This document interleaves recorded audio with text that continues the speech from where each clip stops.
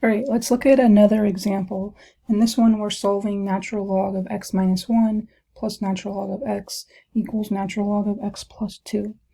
So everything with the logarithmic properties applies to the natural log properties, and recall that the base is e.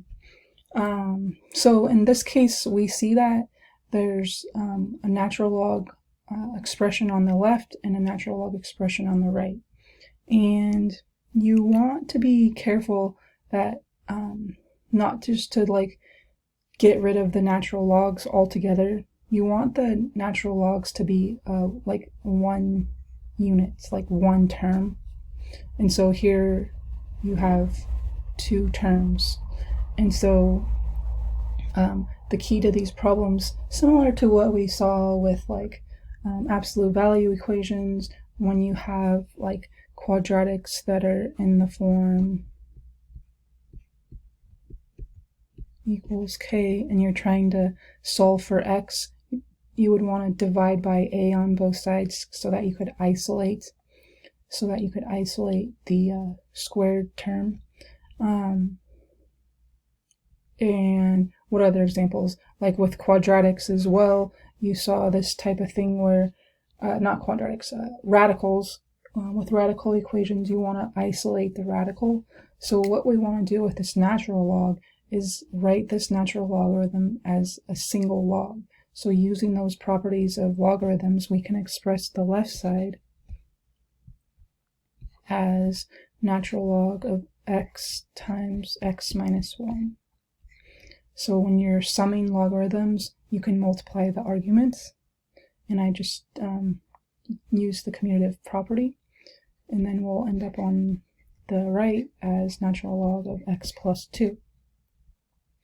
Now this looks familiar to that first example we did, where there's one natural log on the left, one natural log on the right. So you can either do one of two things. You can e to the both sides, or you can simply drop the natural logs. And one of the things I'll see students do is they'll just cancel the natural logs at the very beginning. If you're doing that, it's wrong.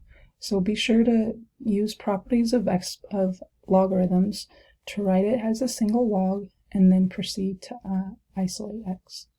So in this case, we're going to end up with x squared minus x, because in either way the natural log is going to be gone, equaling x plus 2.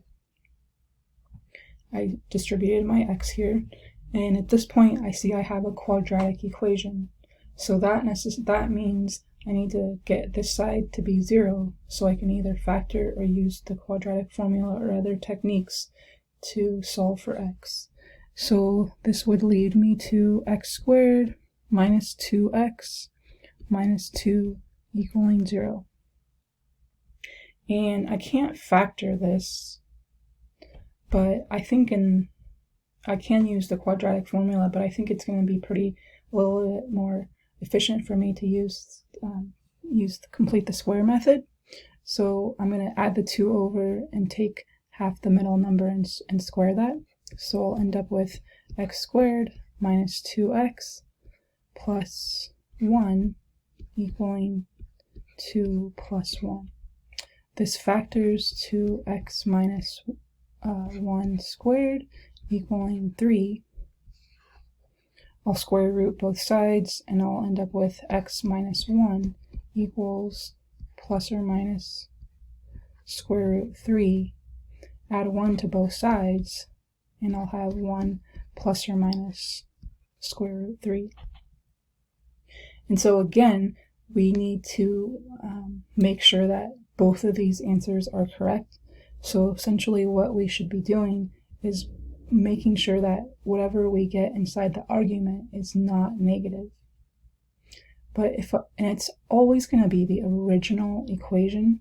And so we can be a little smart about this. I like natural log x. That's kind of the basic form of the natural log. And if you look at like what the square root of 3 is, it's like 1.73, I think. Yeah. And so if you go 1 minus 1.73, that's already negative. And when you plug that into the natural log here, it's not going to be defined. So at this point, I can see that my answer is x equals 1 plus square root 3. And so let's go to the next page, and just to verify that, to like check our work to make sure that it is correct. And so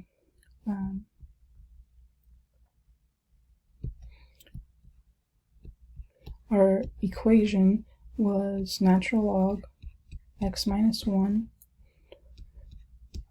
plus natural log x equals natural log x plus 2. And we're checking that x equals 1 plus square root 3 works. And so when we look at this, we're going to plug in natural log 1 plus square root 3 minus 1 plus natural log 1 plus square root 3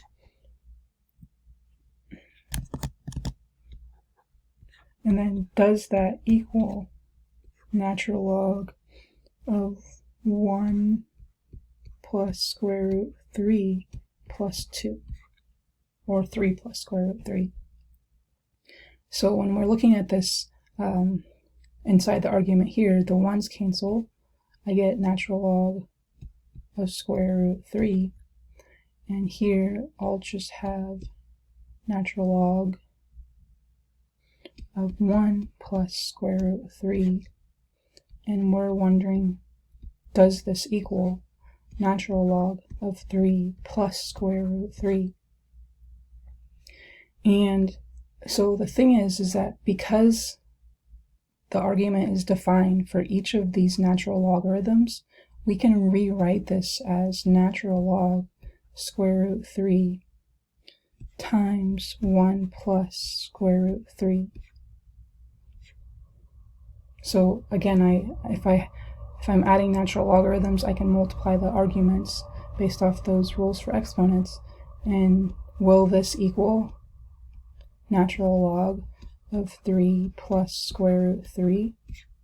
And it will. It's just the order is going to be a little different, because when you distribute, you'll end up with natural log of square root 3, and then square root 3 times square root 3 is 3.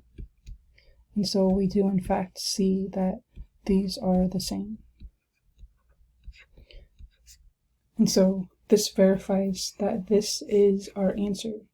And if you wanted to just quickly go through with 1 minus square root 3, when you plug in this part right here, this is negative, and if you were to evaluate 1 minus square root 3, natural log of 1 minus square root 3 in your calculator, it would give you some error domain response.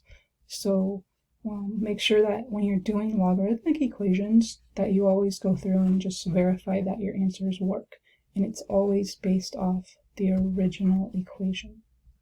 Alright, I'll see you in the next problem.